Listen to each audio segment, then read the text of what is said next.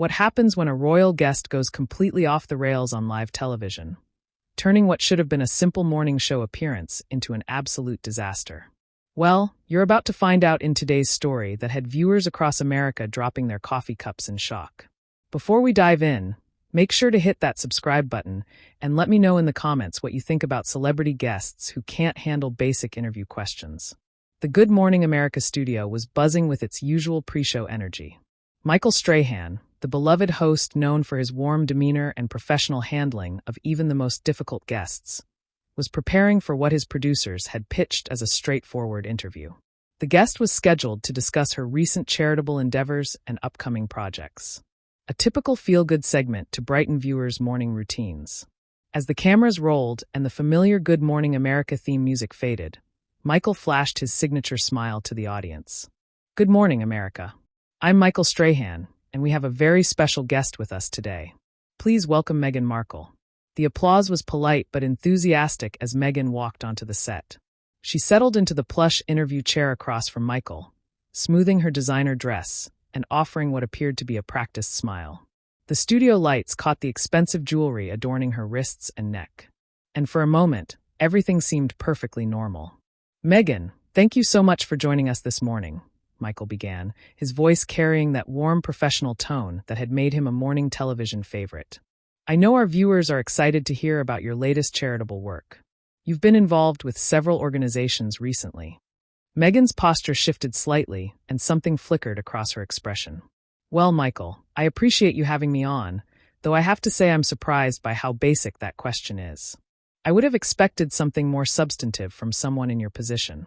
The comment hung in the air for a moment. Michael's media training kicked in immediately, his smile never wavering despite the unexpected rudeness. Of course. Let's dive deeper then.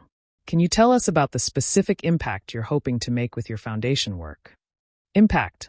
Meghan's tone had shifted noticeably, becoming more condescending. Michael, I think you're missing the bigger picture here. The work I do isn't just about impact. It's about transformation. It's about changing the entire landscape of how we think about social responsibility, but I suppose that might be difficult for some people to grasp.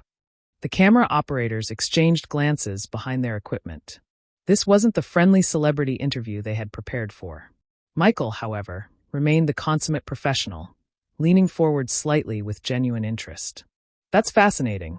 Meghan, can you give our viewers some concrete examples of this transformation you're working toward? Meghan's laugh was sharp and dismissive. Concrete examples. Michael, you're thinking too small.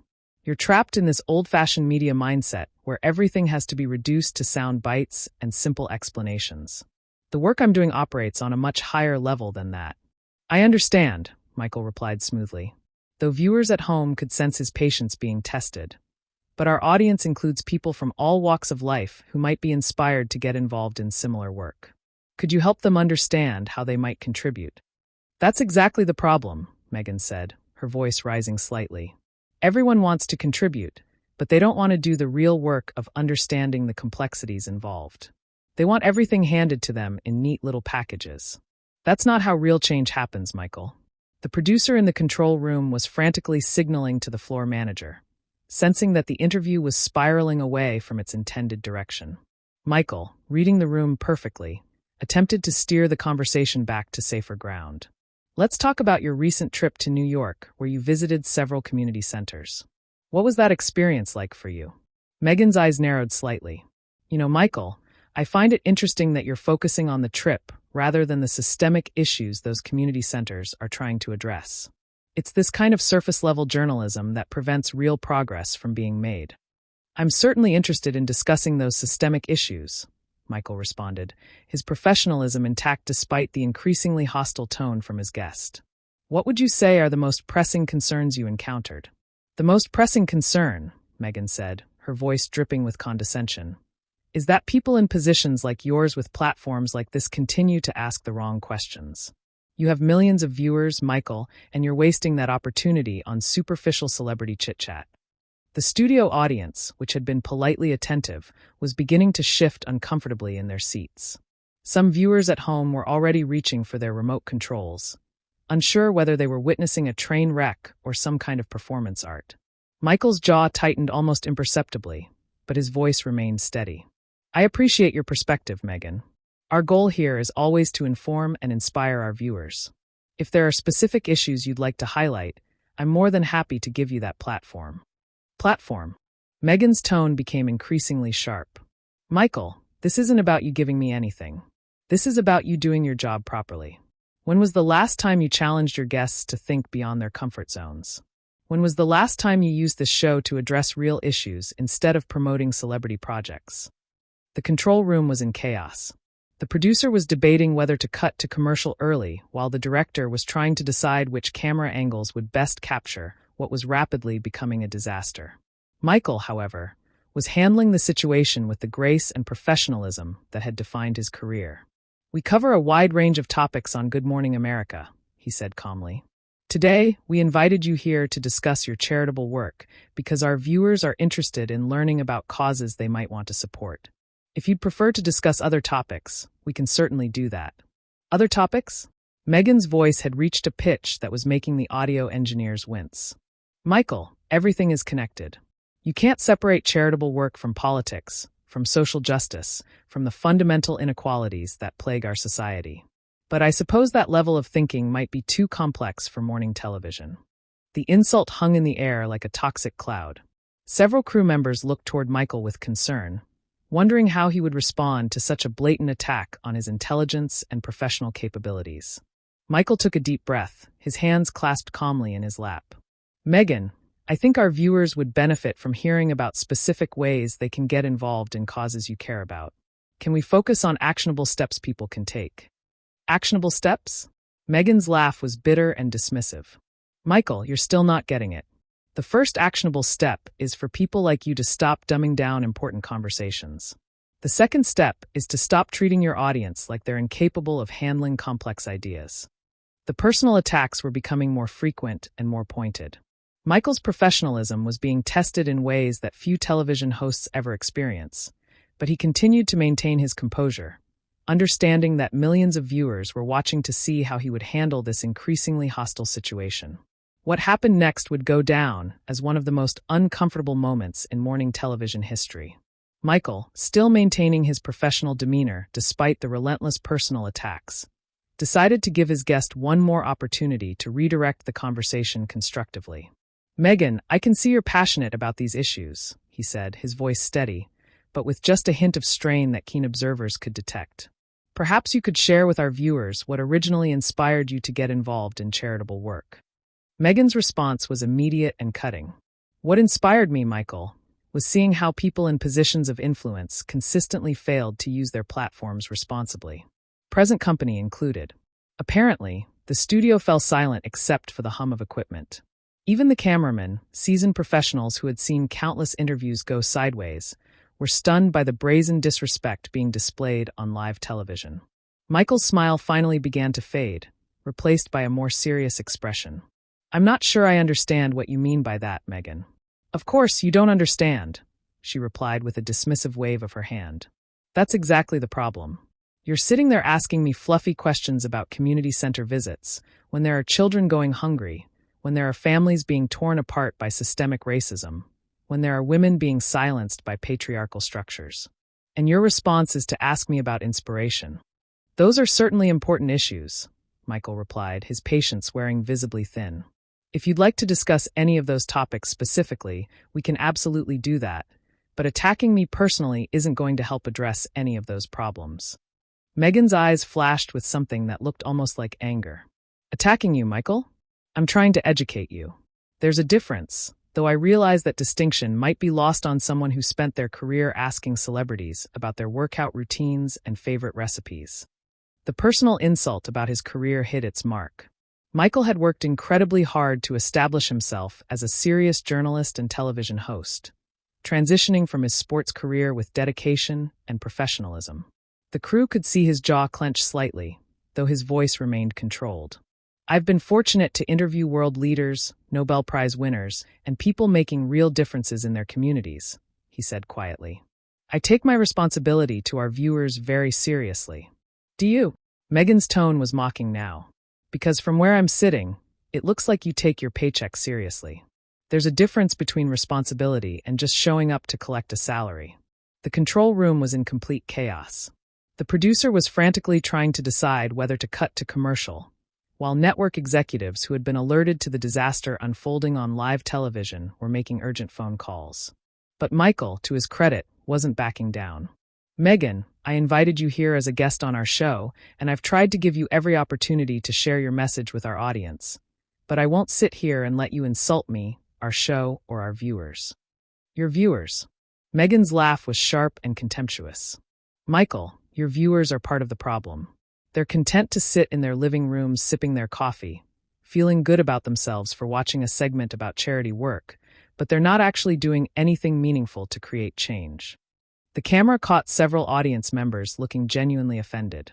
These were real people who had taken time out of their morning to attend a taping, and now they were being insulted by someone they had come to see.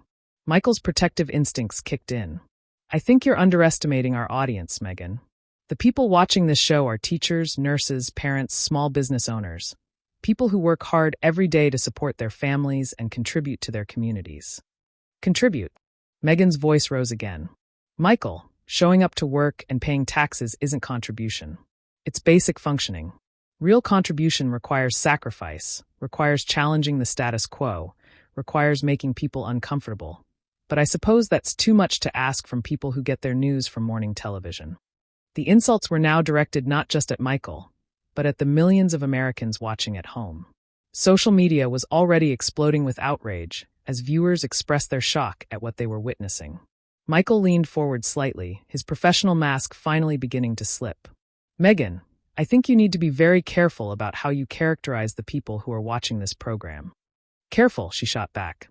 "Michael, careful is exactly the problem. Everyone's so worried about being careful, about not offending anyone, about maintaining the comfortable status quo. Meanwhile, real issues go unaddressed because people like you are too careful to ask the hard questions." "What hard questions would you like me to ask?" Michael's voice had an edge to it now that hadn't been there before. "How about this?" Meghan said, leaning back in her chair with a satisfied smirk. "When was the last time you used your platform to challenge your viewers' preconceptions? When was the last time you made them genuinely uncomfortable with truths they didn't want to hear? When was the last time you did anything other than serve up easily digestible entertainment disguised as journalism?" The attack on his professional integrity was the final straw.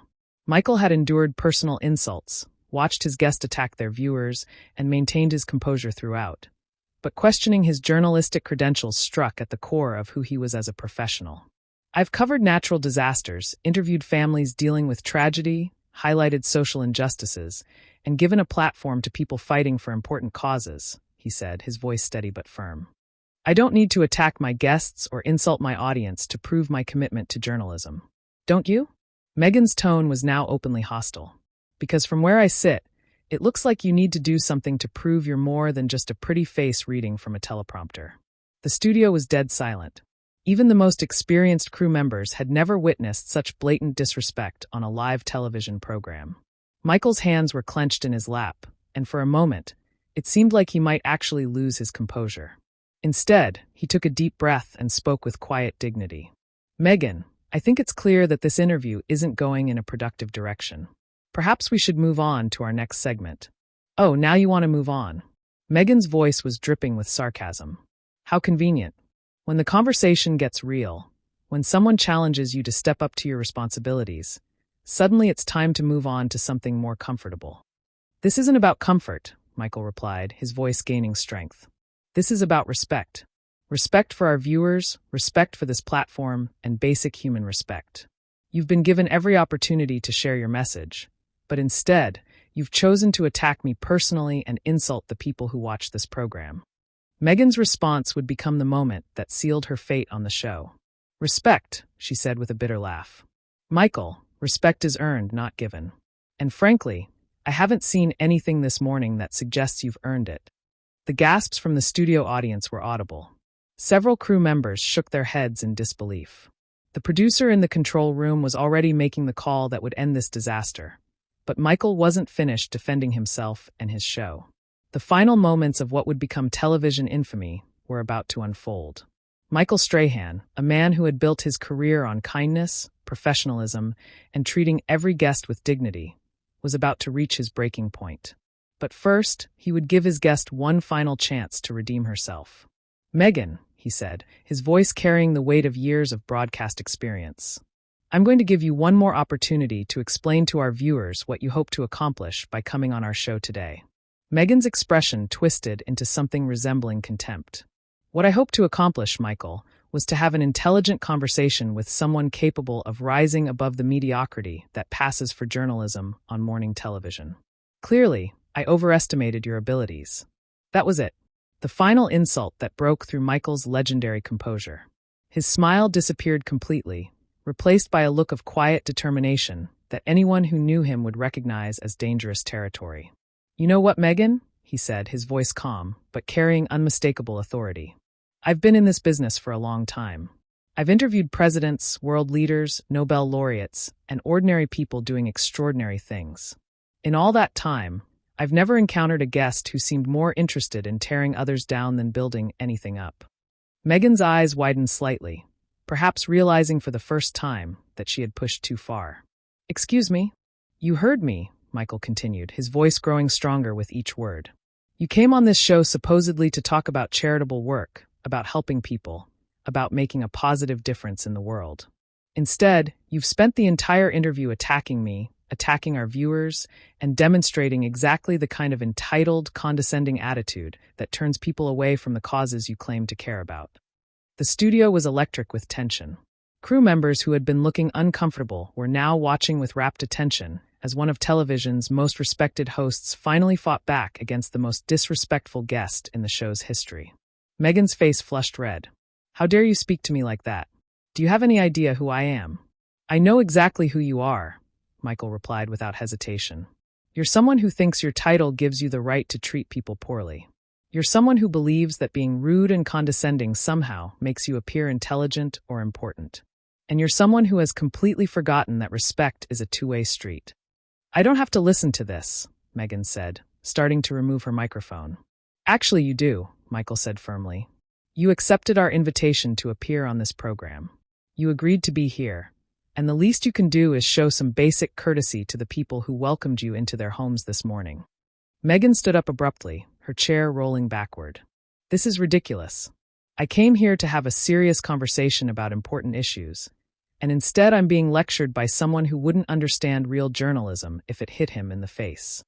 The personal attack only strengthened Michael's resolve.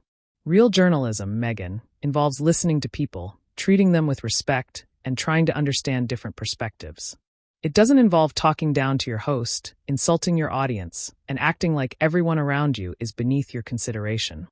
"You don't know what you're talking about," Meghan shot back, her voice rising to a level that was making the audio engineers frantically adjust their equipment. "I know exactly what I'm talking about," Michael replied, standing up to face her directly. "I know what it's like to work with guests who are passionate about their causes, but still treat everyone around them with dignity. I know what it's like to have difficult conversations about important topics without resorting to personal attack. And I know what our viewers deserve, which is certainly better than what you've given them today." Meghan's composure was completely gone now. Your viewers don't deserve anything. They're sitting at home living their small, insignificant lives, pretending that watching morning television somehow makes them informed citizens. They need to be challenged. They need to be made uncomfortable. They need to face reality. "Stop," Michael said, his voice cutting through her rant like a knife. "Just stop. You don't get to come on our show and attack the teachers who are shaping young minds, the healthcare workers who are saving lives, the parents who are doing their best to raise good kids, and the countless other people who make this country work every single day." The passion in his voice was unmistakable. This wasn't just about defending his show anymore. It was about defending the millions of Americans who had been insulted by his guest's elitist attitude. Meghan seemed stunned by the force of his response. "I never said." "Yes, you did," Michael interrupted. "You've spent the last 20 minutes telling me and everyone watching that we're not smart enough, not sophisticated enough, not worthy enough to engage with your important ideas. Well, here's a news flash for you. Treating people poorly doesn't make you superior. It just makes you someone people don't want to be around." The control room was getting frantic signals from network executives, but the producer had made a decision.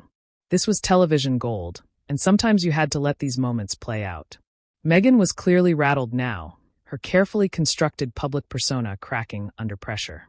"You have no right to speak to me this way.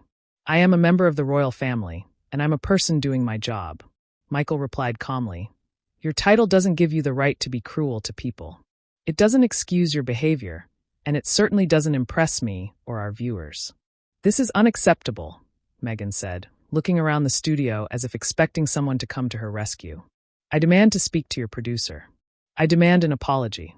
Michael's response was swift and final. "The only person who owes anyone an apology here is you.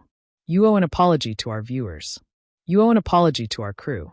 And frankly, you owe an apology to everyone who works hard to make positive changes in the world without feeling the need to tear others down in the process." Meghan's face went through a series of expressions, from shock to anger to something approaching panic. She had clearly never been confronted so directly by someone who refused to be intimidated by her status or title. "I'm leaving," she announced, pulling off her microphone and dropping it on the chair. "That's probably for the best," Michael said calmly. "Security will escort you out." As if on cue, 2 security guards appeared at the edge of the set. They weren't aggressive or dramatic, just professional men doing their job, but their presence made it clear that Meghan's time on Good Morning America was officially over. "This isn't over," she said, pointing at Michael as she was led away. "Yes, it is," he replied quietly, watching as she was escorted off the set and presumably out of the building. Michael turned back to face the cameras, straightened his tie, and took a deep breath. When he spoke again, his voice carried all the warmth and professionalism that had made him beloved by millions of viewers. "Well, folks, that certainly wasn't what we had planned for this morning," he said with a slight smile that didn't quite hide the strain of the last half hour. "We'll be right back after this commercial break with a cooking segment that I promise will be much more pleasant for everyone involved." As the cameras cut away and the studio lights dimmed for the commercial break, the crew erupted in spontaneous applause. Michael had defended not just himself and his show, but every hard-working American who had been insulted by his guests' arrogant behavior. The aftermath would dominate social media for weeks with overwhelming support for Michael's handling of the situation and universal condemnation of his guests' behavior. It would become a masterclass in how to maintain dignity under pressure while still standing up for what's right. So there you have it, the complete breakdown of one of the most shocking moments in morning television history. What do you think? Did Michael handle this situation correctly, or should he have ended the interview sooner? Let me know in the comments below.